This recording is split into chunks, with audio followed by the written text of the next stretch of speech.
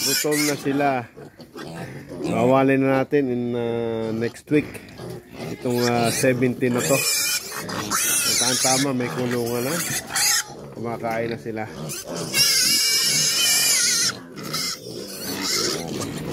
Payat na yung inahin eh. Payat na siya. So tama, makaka-recover na to.